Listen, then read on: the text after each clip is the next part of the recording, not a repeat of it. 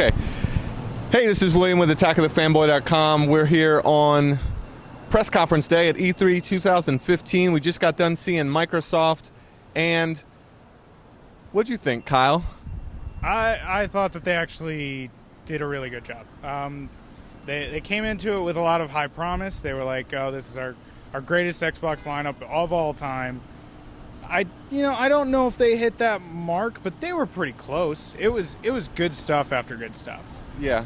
Well, they opened it up with. I said it was a megaton right when they did it, but the backwards compatibility from Xbox 360 or Xbox One to Xbox 360 is pretty huge. That was gigantic. Like, the whole room went nuts when they started talking about backwards compatibility on Xbox. It was a huge surprise, It was just one of those things where you kind of looked over and went, "What?" Yeah, and it was almost reminiscent. It's not as big, but it was almost as reminiscent of when Sony did their amazing turnaround in 2013, I think, where they hit Xbox.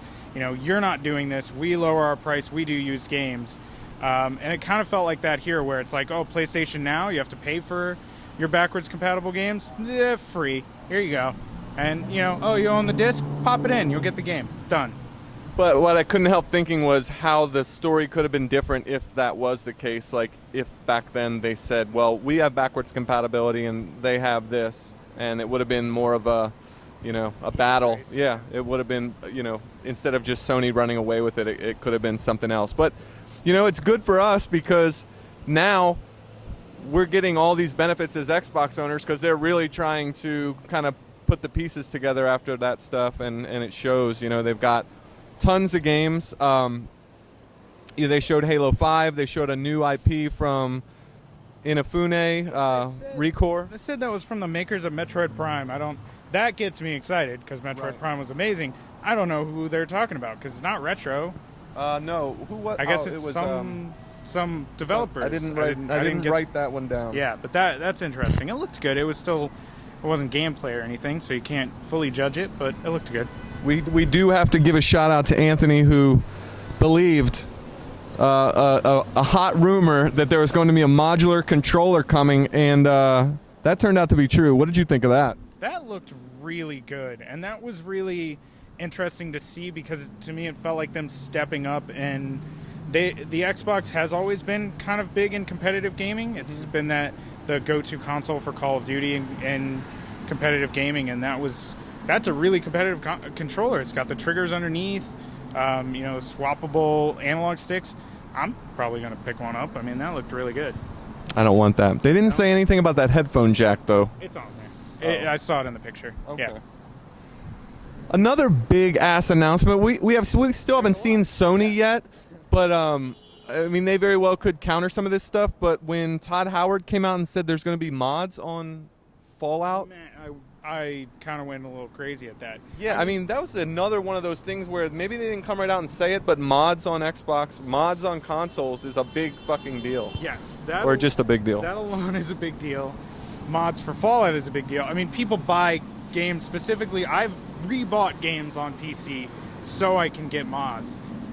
The fact that I can get them on my Xbox One won't turn me completely away from my PC, but it will a lot of people. Well, yeah, I think he said you can actually download the PC mods for the Xbox One. That's insane. Can you imagine if you could do that in Skyrim or something like that? That would be huge. That's one of the things with PC gaming. Like you said, it might not turn you away completely from it, but that's one of those things that people like PC gaming for. Yeah, and if, like you said, if Sony doesn't counter that, essentially, that's huge. That's going to be tough to counter. There's a lot of little things in there that are going to be tough to counter on short notice if that is indeed the case. But back to games, we saw Plants vs. Zombies 2. We saw some more Forza 6. Dark Souls 3 was announced at the conference. Everyone knew that was coming. There was a lot of stuff we knew about. Huge announcement. It really would have been a huge announcement, but people kind of knew ahead of time, so it was good. It looked interesting. Then Ubisoft came on with The Division and an Xbox exclusive beta. Our annual check-in with The Division. Yeah, man. Something happened with that game where it's just like, it's a Division. When that thing first showed, it was like, what is this? This looks awesome. And then the delay thing started happening. It was a delay combined with Watch Dogs not turning out to be what we saw. So everyone said, okay, Division's like, probably not going to be. They're probably lying. It still looks good. Right. But we'll see. Then we got some more Rainbow Six, and then they jumped back on the backwards compatibility stuff with giving away Rainbow Six Vegas and Vegas 2 with Rainbow Six Siege. Which, how is backwards compatibility going to impact remasters at this point? I mean, we already have Dishonored Definitive Edition coming to Xbox One. Would that... I wonder if that's going to hurt those sales. Yeah, that's the thing. We were talking about that almost immediately. Yeah. Right. There is a short list of those games. They published that right away, and there is not very many on there right now. You wouldn't see them shooting themselves in the foot, though. Like, we were talking real quickly, like, well, what about Minecraft? There's a version on the Xbox One. There's a version on the Xbox 360. They're pretty much the same thing, even though they're not. But, you know what I'm saying. You get the picture, where there's going to be instances where it's going to be like, well, why the hell did we make this again? Yeah, so we'll probably avoid those. There was some cool indies out there as well. Yeah, the idea of Xbox stuff was really cool. Beyond Eyes, I thought, was really fascinating. The one with the blind girl. That looked interesting. That That seems like a crazy premise, how the world keeps fading in and out. I don't know. We have to look. I'm really excited for Below still. Yes. I really want to play that. There was a lot of good ones. Ashen, Cuphead, that 1930s cartoon game. Yeah. People were freaking out in the audience, and I'm like, why have I not heard of this? And then I saw the trailer, and I'm like, oh, that's why people are freaking out. It looks really good. Yeah, but it's a platformer, so it's going to come down to controls. Obviously, they all do. As good as they look, some of them just don't end up being great. Another big announcement was the early access. Yes, the Xbox game preview.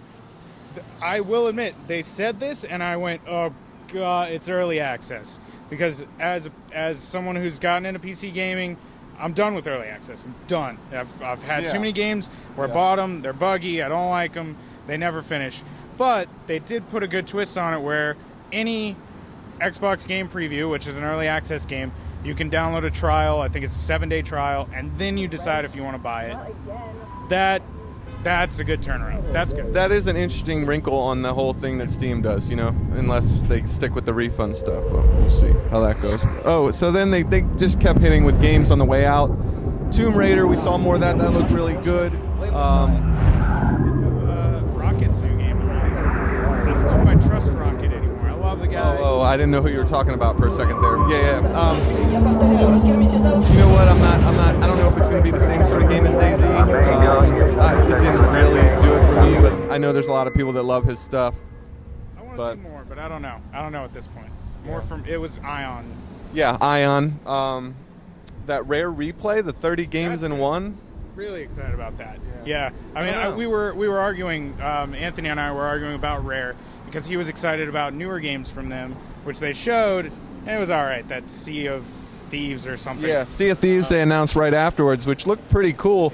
Reminded me of a very, very bad game I played recently called Raven's Cry, because it's a pirate, kind of a pirates themed thing, and you're out in the open sea and you're firing on ships and stuff. But this one looked, a little more polished than that, even in this state. But Rare's older games are the ones I'm more interested in. And it that's didn't 30 seem games like in one of those types of games, though. Yeah, 10,000 gamer score. I'm wondering if it's going to be a $60 game. I'm guessing yes. I don't know. Because they didn't say anything, so I'm interested. I wonder if it would just be downloadable as well. I think they showed a box. I think they showed a box art picture. The other VR? VR. Here we go. And that was one of those things where, Microsoft's obviously trying to get covering their bases. Yeah, they're covering their bases well. They're trying to get in bed with just about everybody. They're now with. They made a vague announcement about a Valve partnership. Yep. They didn't say anything Partnering about with Valve VR. what that actually was, but who knows what that's going to be. Maybe it's going to be the same exact thing as they showed with Oculus, sort of that thing which they led off with their own augmented reality thing, where it was just playing on a wall or kind of playing in that smaller screen, simulated screen environment. Yeah. But then they dropped some pretty incredible I don't want to call it footage because it was live. Yeah. Of supposedly live. If it was live, it was one know. of the most amazing things we've ever seen at It E3. was, honestly. Because that's truly like technology, game breaker, the future. Yeah, so it was Minecraft being played on a table. Right. The world just kind of formed. Let's try to describe this. Out of the table. Just watch the video. I'm sure it's on the. Yeah, I'm sure it's made its rounds of people being like, "That's not real." I think everyone thought, I don't know if this is real. Of course. And if it is real, it's amazing. It's game changing. It's revolutionary. Right. Craziness. Manipulating the world of Minecraft with just your hands, being able to see and touch, essentially. I don't know what kind of uses it'll have in games other than Minecraft. I'm sure smarter people than I can come up with them, but just seeing Minecraft alone was. I mean, can you imagine some of the implications that it could have with, say, a controller-based game where you are doing puzzles or like any sort of thing where you're dealing with other objects? Oh man, you could just manipulate it with your hands. That would be really cool. There are some cool customization. Yeah, you just pop your car up onto a table and you're like, oh, I want to tweak my GTA car and do that. There's a lot. That's crazy. And after all of these bombs that they dropped, and I do believe that all the ones that we've kind of accentuated here were pretty big announcements. They finished with Gears, and what did you think about that? I think it was lackluster because of everything they did before it. I think it was generally lackluster. Seeing that Gears 4 was, it was everything that I haven't enjoyed about Gears in the later games. Okay. I'm more excited about the Gears 1 remake right now than I am about Gears 4, because just watching Gears 4, I was like, you're just walking. But that's what Gears of War games have been, you know? They've been bloody, this one just looks like a better looking version of those games, which is what you don't like about video games. Yeah. And I'm comfortable with that kind of stuff, so. I want something new. That wasn't new. Gears was revolutionary when it first came out. I don't necessarily need that exact thing, but I want something other than just upping the graphics. I don't even know what the story was. They were walking through. There was new characters. There were like 3 moons in the background. I didn't even notice that. I don't know. And finally, one other thing that some people were talking about after this show was no Call of Duty. Yes. There was no Call of Duty at this Xbox press event, and that has been a while since we've seen that. That was interesting. Yeah. Are they shifting away? Phil Spencer had been out on Twitter saying, like, we're going to be focusing on first-party games. Which they did. But there was third-party stuff there as well. I can't remember. Were there a lot of, like, you'll get content There first wasn't. on Xbox? There wasn't. Which that was a big thing last year. Yeah. Maybe they were pulling back on that? Maybe so. Know. Maybe they're still going to offer that, or maybe they're pulling away from that strategy. It's really hard to tell what exactly they're going to be doing, but not showing it here, not having a big shooter on stage, really. Aside from Halo. Well, yeah, maybe they're just not. They want to sell Halo this year. Maybe. Who knows? Which Halo Who knows? didn't blow me away. I'm gonna buy Halo because it's Halo. Yeah, and it's the game, 4-player co-op game looks stuff good, looked but awesome. just that demo wasn't. I was just like, all right, this looks. 4-player co-op though. Well, it's always had 4-player co-op. No, it hasn't. Yeah. 4-player? 4-player co-op. I thought it was 2. We're gonna have to play some Master Chief Collection. Are you sure? When we get back, yeah. All right, I'm gonna edit that shit out. Then make me an unknowledgeable Halo player. I've been playing all the Halos. I don't ever remember playing 4-player co-op. 4-player. But that was our impressions of and our rundown of Microsoft's. Oh man, that was a good one. I like grading them. Grade? See, I don't like grading. I'd give it an A. Yeah, I'd give it a A or maybe a low A, high B. A-. Yeah, I'm thinking A- or maybe. The only reason that it's not really I give it a loved on the site is that it didn't have that one game that blew you away. There were a lot of top tier, really great games, but not one that I was like, holy crap, that I've got to go get. If they had Fallout before Bethesda showed it, yeah, that would have been it. But yeah, but they couldn't have matched that presentation last night, and we both said that the game showed better last night than it showed in there again. Yeah. But it was when you're dropping bombs like mods on Xbox One, you don't really need to show all that other stuff. Yeah. So as a whole, great. Yep. Cool. And we'll be continuing our coverage of the press conferences throughout the day, and we'll do a wrap-up video, which you can find on YouTube or attackofthefanboy.com.